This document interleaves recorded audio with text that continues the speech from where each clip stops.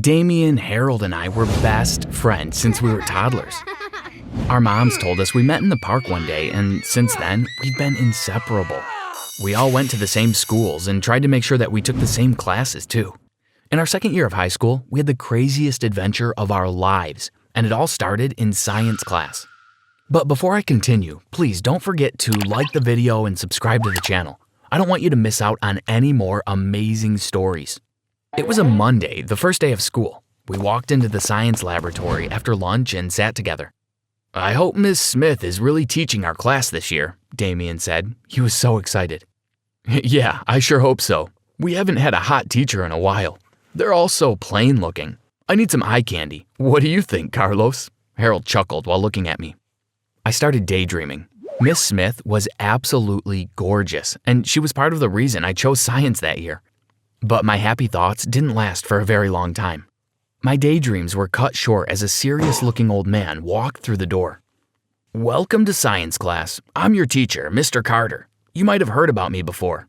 I'm the best teacher here. No one has ever failed my class. I've won so many awards and I've been offered jobs all over the planet. But I've chose to remain at this school to help you kids," he laughed. It was true. He was the most respected teacher at our school, and we should have felt honored to be in his class. But instead, we were just frustrated.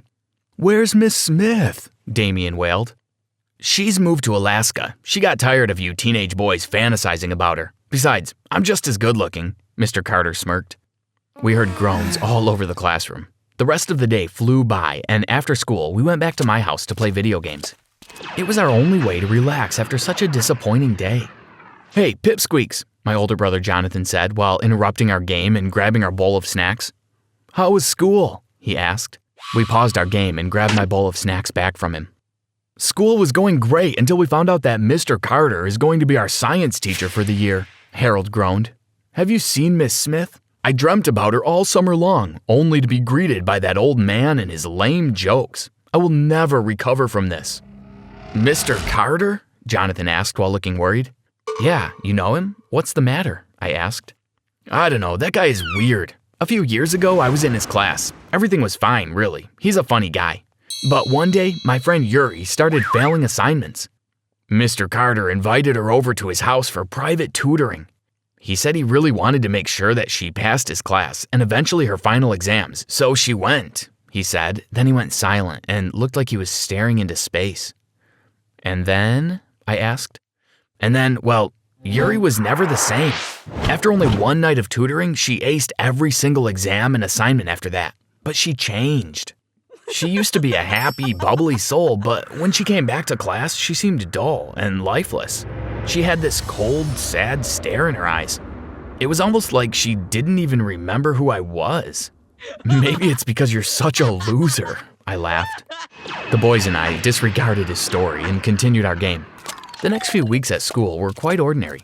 We continued our usual routine of school, home, and video games. Then, one day, Harold got one of his assignments back from Mr. Carter, who looked a bit angry. "Harold, you're putting no effort into your work. This is the 4th time I've had to give you an F. I think you owe me some sort of explanation," he said. "I guess I don't really understand this science stuff. I don't plan to do any of this after I leave school anyway. I'm going to be an architect. Besides, I only joined this class to stare at Miss Smith," Harold replied. "See me after class," Mr. Carter said coldly, and then walked away. After class, Damian and I waited outside for Harold. "This old bloke said I have to come over to his house for a private tutoring session. He says it'll make me pass and that if I don't come, there'll be serious consequences. But we plan to play games tonight. I'm going to kick your butt in FIFA 21 instead. Forget science," Harold said when he came outside. "I think you should just go. It's one night anyway. It'll be fine. We can play FIFA all weekend," I said. We managed to persuade him to go to Mr. Carter's house, completely forgetting the story my brother had told us a few nights before. So he went that night while Damian and I played video games at my house until my mom chased him away and sent me to bed. The next day, we spotted Harold in the hallway before class. "Hey man, what's up? How was your tutoring session?" Damian asked. "Fine," he said and walked away. "Fine?" I looked at Damian worriedly. Harold never gave one-word answers to anything. In fact, it was hard to get him to shut up. This was not like him at all. We followed him to English class and tried to continue talking to him. "Aren't you glad it's Friday?" We get to relax all weekend, and you don't have to worry about stupid science, I laughed. Science isn't stupid. It's a vital part of our lives. I wish you two would stop being so immature, he replied. We were flabbergasted. Words like immature weren't even part of Harold's vocabulary. In fact, Harold was the definition of immature. Who are you and what have you done with our friend? Damian laughed and rolled his eyes. This would have been fine if he had snapped back to normal, but he didn't. For an entire week, all we got out of Harold were one-word responses and cold expressions. We tried to figure it out, but we couldn't. Do you think your brother's story is true? Damian asked while we were relaxing in his living room one evening. I laughed at it, but it seems that the same thing that happened to Jonathan's friend is happening to Harold. He really isn't himself. He's been avoiding us too, I replied. I wonder what happens at that weird tutoring session. Maybe we should investigate, said Damian. We put our heads together and came up with a plan. Damian would fail all of his assignments and quizzes on purpose. Hopefully, Mr. Carter would set up one of his weird tutoring sessions and then we'd know what really happens. But what if the same thing happens to me? How will you know what happened if I don't tell you? Damian asked. We'll set up a recording device and hide it in your clothes. While you're over there, I'll be able to listen to everything that's going on, I replied. We got to work the next week. Damian consistently failed everything while Harold aced every single exam. It took about a month, but Mr. Carter finally asked to speak to Damian after class and set up a tutoring session for that same evening. This is it, I said to Damian as we went to his house that afternoon to prepare. I had already ordered the recording device and hooked it up to my phone and PC. When he was all ready to leave, he said, I don't really know about this. I have a bad feeling and I'm really nervous. Come on, don't be. We've worked very hard to get this far. Well, I mean, you failed everything and that wasn't hard work, but we have to find out what happened to Harold. We're doing this for him. And remember, I can hear everything. It'll be fine, I said. He looked like he felt reassured. Now go quickly and I'll go home to monitor you on my PC, I said. We parted ways and I went home quickly. As soon as I got home, I went up to my room and began listening to Damian and Mr. Carter. I was just on time. I heard Damian knock on the door and I heard Mr. Carter come to open it. I pictured it all in my head as it was happening.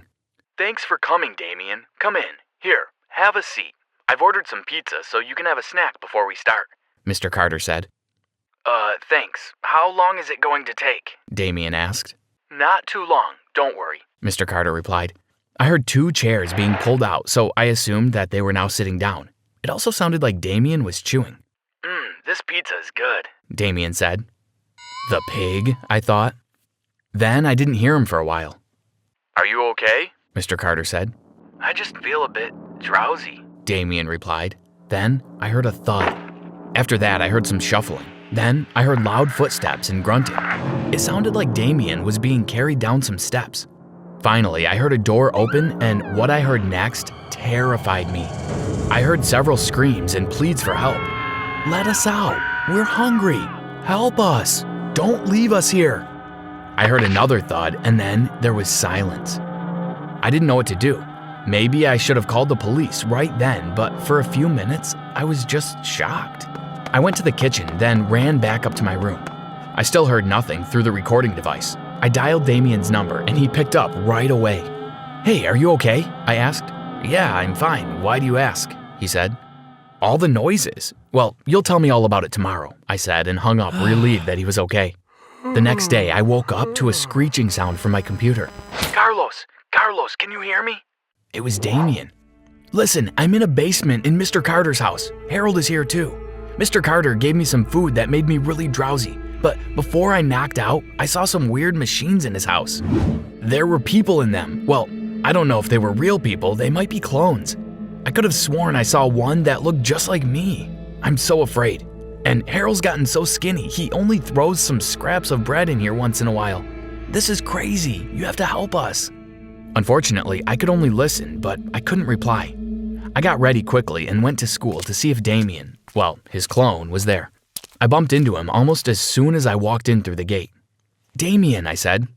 What? It replied with the same cold stare that Harold had a few weeks ago.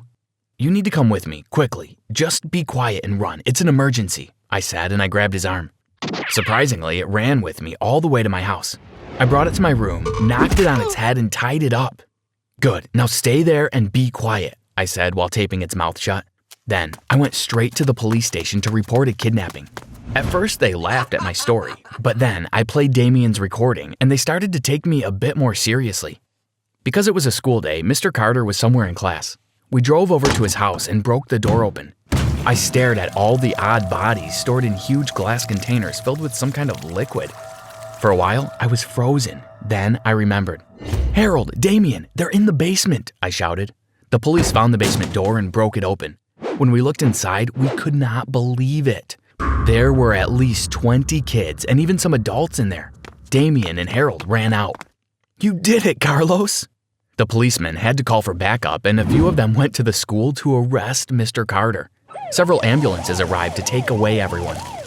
Harold and Damian were taken to the hospital, and I suddenly remembered that I had Damian's clone tied up in my room.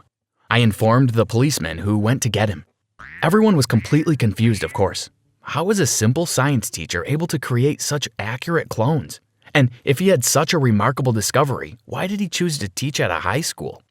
Apparently, the clone's brains were programmed to be able to ace all his exams. It was almost like they were half human, half robot. But why would someone do all that work just to seem like a good teacher? It was all too weird. This case is still being investigated, and it has not been publicized. All of the clones have been captured and sent to a secure research laboratory. Damian, Harold, and I are regarded as heroes in our town now. We decided that we'd start a small business together after we leave high school because we want to be as far away from teachers and professors as possible. We don't trust them anymore.